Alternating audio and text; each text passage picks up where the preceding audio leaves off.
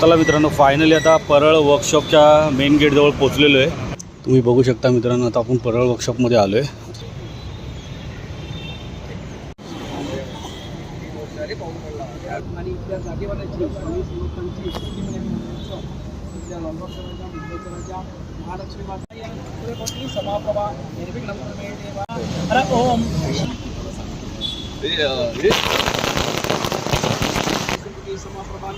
Ganpati Bappa Morya.